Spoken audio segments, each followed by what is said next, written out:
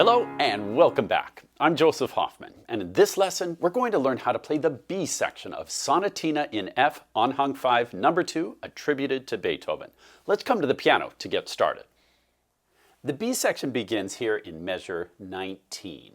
What do you notice about measures 19 and 20? Hopefully you noticed. They're exactly the same as measures 1 and 2. That's good news, right? But what happens here in measure 21? Some new material. I'd like you to pause the video and see if you can figure out measures 19 through 22 on your own. This section of 4 measures. Figure it out and then press play and we'll check it out together.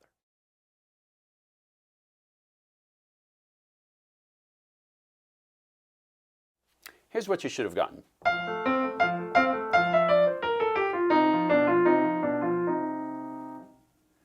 Now be sure that you hold this quarter note long enough, and one easy way to do that is with counting. 1E and a 2E and a 1E and a 2E and start that quarter rest right on beat 2. 1E and a 2E and a. That's where you lift. Now let's go on to measure 23 through 26. Once again, this looks similar but a little different. Can you pause and learn measures 23 through 26 on your own? If you like, you can just do right hand, left hand alone, or hands together is optional. Learn the notes and then press play and we'll check it out together.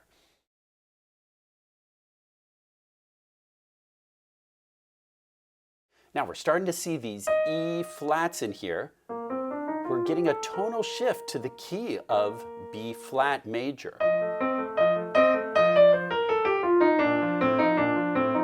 Notice all these B flat major tonal sounds. With that E flat thrown in, starting to feel like we're in a new key. Now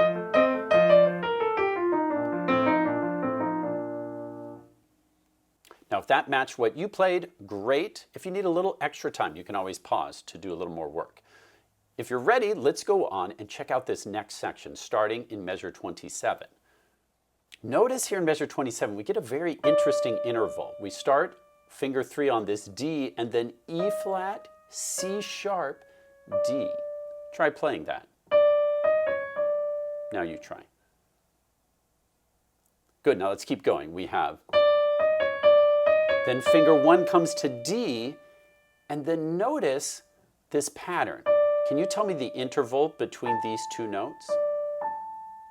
If you said a fifth, you're correct. We go up a fifth, then down a third. Up a fifth plus down a third forms a triad. And I'd like you to think of these first 3 notes as a block. Can you play this triad?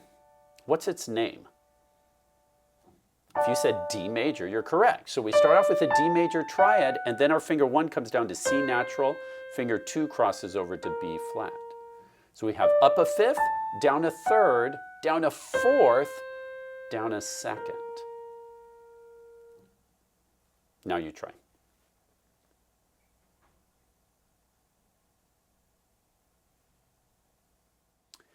Now, looking at the left-hand part, can you find that same pattern? Can you find somewhere the left hand goes up a fifth, down a third, down a fourth, down a step? Point to it.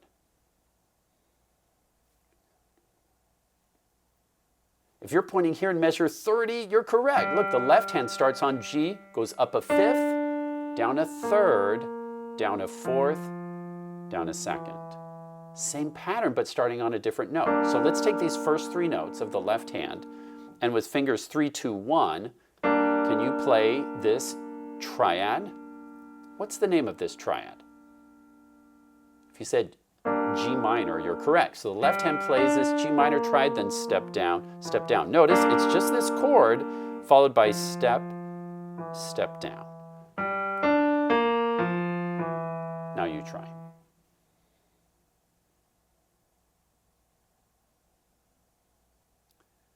Now let's hear this section hands together.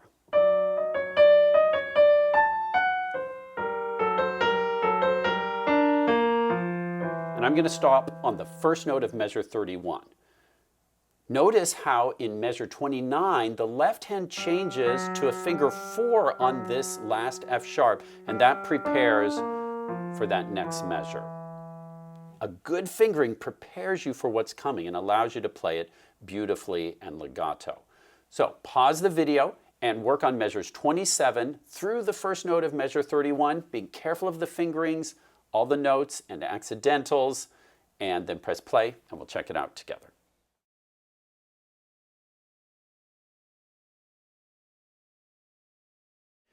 Now, on your own, I'd like you to pause the video and look for how many times you can find this same pattern, up a fifth, down a third, down a fourth, down a second, in the next 2 lines of music. In your own score, draw a box every time you find that pattern in your own music. Pause to find and box all of those patterns, then press play and we'll check it out together. Here are all the places Beethoven is using this up a fifth, down a third, down a fourth, down a step pattern. And here it starts to occur in imitation. It's like the hands are taking turns with this pattern.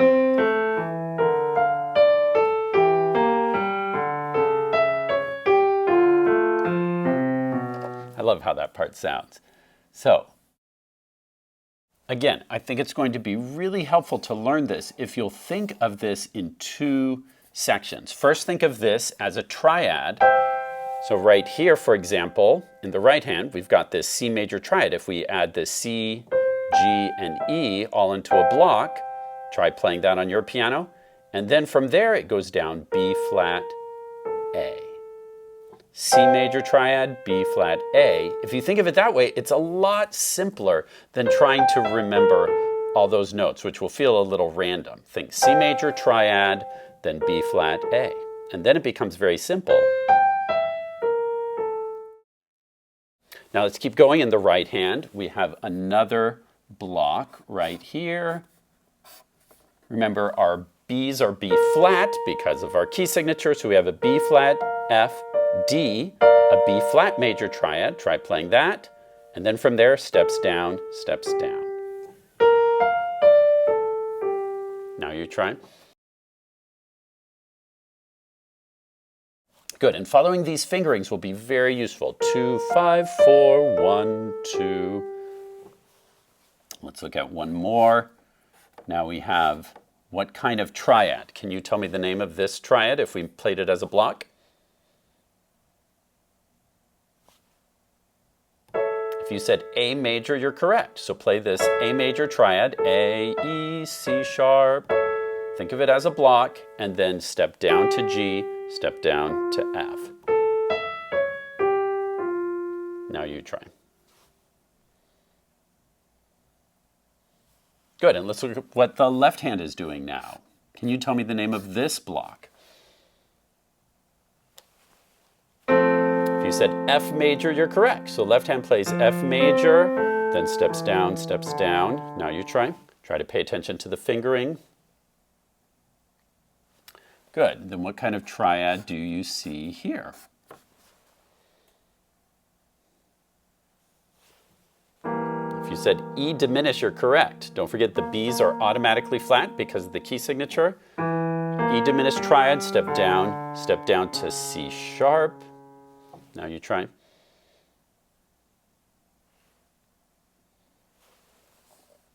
Good. And then what triad do you see here? If you said D minor, you're correct. So play D minor triad, then step down, step down. Now the reason I'm taking so much time with this section is because these patterns, I've seen some students really struggle here, but once you realize these are just triads followed by 2 steps down, it becomes so much easier. Don't think of this as a bunch of random notes. Think of them as triads that are broken, leading into a stepping down pattern. Now let's look at this right hand part. So remember, we're thinking of these as blocks. Here in measure 32, we have a C major triad, step down, and then that pattern. Then a B flat major triad, step down, then this A major triad. Okay, pause and work on the right hand alone from measure 32 through 38, then press play to go on.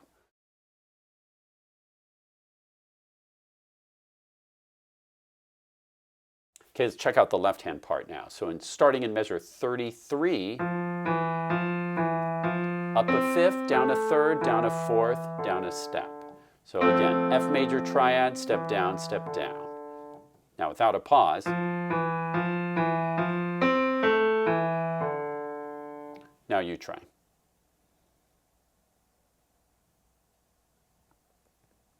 Good. Then we have this E diminished triad in measure 36. Step down, step down. Now you try. Good. Then in measure 38, we have this D minor triad. Step down, step down. Now you try.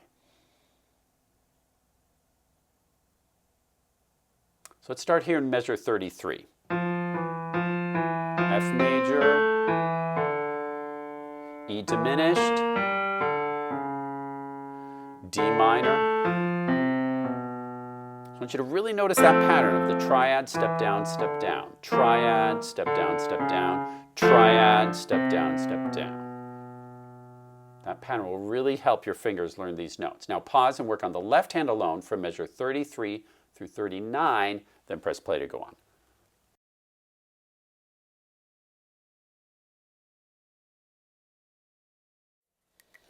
Now we have this long phrase coming up in the right hand, and the notes are skipping all over the place. Looks a little crazy, so here's my challenge to you. We're going to find a pattern to all this madness.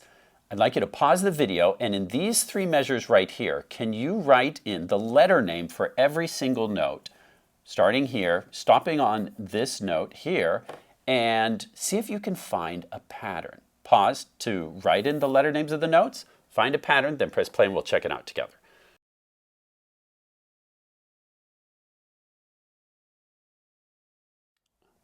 Okay, what did you discover? Do all these notes belong to a scale, a chord?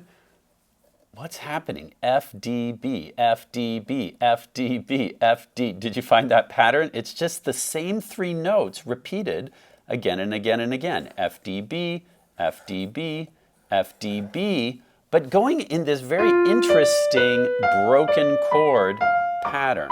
If we put those three notes together, F, D, B, what kind of triad is that? Well, it's an inversion. If we put the F on top, we'll see it's a B diminished triad, and we're just going through all these inversions of the B diminished triad, skipping every other note of the triad, going up, down, up, down, up, down, up, down, up, down. F, D, B, F, D, B, F, D, B, F, D. So it's going to feel like a whole bunch of random notes unless you find these kinds of patterns. Try to always understand what the composer's doing so it doesn't feel so random. And then as you're playing all these notes, just think of this triad and know you're only playing F, Ds, and Bs as you go up. Okay, so starting here in measure 39, we get F, D, B, F, D, B, F, D, B, F, D. And let's stop right there. Now pause and work on those three measures, right hand alone, then press play to go on.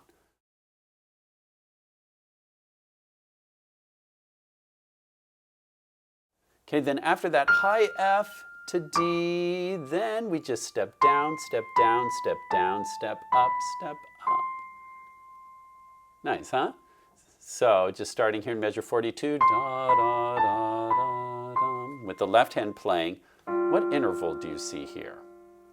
Can you tell me? If you said a seventh, you're correct. A quick way to find a seventh is this one note short of an octave. And then we get to measure 43.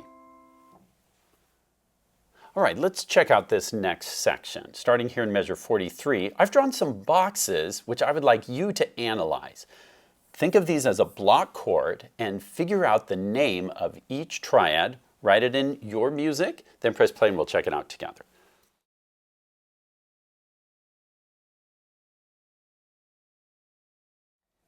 Here's what you should have gotten. This block is made up of a G, an E, and a C. That makes a C major triad. This one is just a C major triad in first inversion.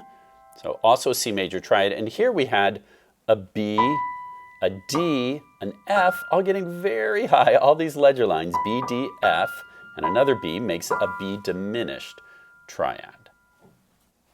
Now what about the left hand? What is the left hand doing? What triad do you see there? And don't forget, the left hand has moved up to treble clef here. So if you said C major, you're correct. And that makes sense. If the right hand's playing a C major triad, we'd also kind of expect the left hand to be in the same triad. And then what two notes do you see here? Can you give me letter names? It's only two notes, so it doesn't quite make a full triad. But 3 ledger lines up gives us a high E to a high C on those 2 ledger lines up. So E and C there, leading into our B diminished triad, back to C. Now it's really easy once you have this pattern going. Look at the left hand. You're just going along. You're going to start to feel lazy. This might trick you. Always be on the lookout for when a composer changes something. And look, we've gone from this E and C alternating with the G to a D and F, back to C. Don't let the composer trick you. Pause and try and learn this section. You can work right hand alone, left hand alone. If you want to challenge yourself, hands together, that's fine. It's up to you. Then press play and we'll go on together.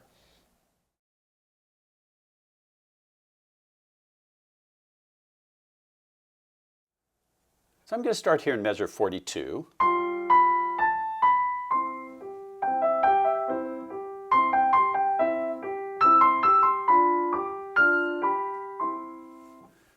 If that matched what you played, great job. If you need more practice with that, you can always press pause for more work. Now that's where we're going to stop for today. I encourage you this week in your practicing to be very careful about the details, the fingerings, the counting. If you were a cook, you wouldn't say, oops, the recipe said 1 cup of sugar, but I accidentally did 1 cup of salt. Oh well, no big deal, right? That would taste terrible if you made a mistake like that in your cooking. In piano, you want to care about the details because that will make for a more beautiful performance. You should care about the fingerings, about the rhythms, about every note. Try and learn it accurately from the start. A good fingering will make it so you can play legato from note to note. If you run out of fingers, sometimes your hand is in the wrong position to be able to play legato. So watch the fingerings, pay attention to the rhythms, the counting. Notice if it's 8th notes or 16th notes. 8th notes go 1 speed and 16th notes go twice as fast as 8th notes. That's why the counting can help. 1 E and a 2 E and a 1 E and a 2 E and a. Notice all those 8th notes aren't going to go the same speed as the 16th notes or the quarter notes. They each need the correct speed. The metronome can help with this. So maybe set the metronome to about 96. This could be your 8th note click. 1 E and a 2 E and a 1 E and a 2 E and a 1 E and a 2 E and a 1 E and a 2 E and a 1 E and a 2 E and a 1 E and a 2 E and a. See how slow that feels? 1 E and a 2 E and a. The metronome can help you know how long to hold things. Then eventually you're going to speed that up much, much faster. But it's good to practice slow because slow is fast, as I like to say. When you practice slow, you'll get fast faster. Slow is fast. Great work learning the B section of Sonatina in F major. Thanks for watching and learning with me, and happy practicing. Hey chef, why aren't koalas classified as bears? I don't know. Because they simply don't have the right qualifications. Speaking of animals, you know, you'd think a snail would be faster without its shell, but it's actually more sluggish.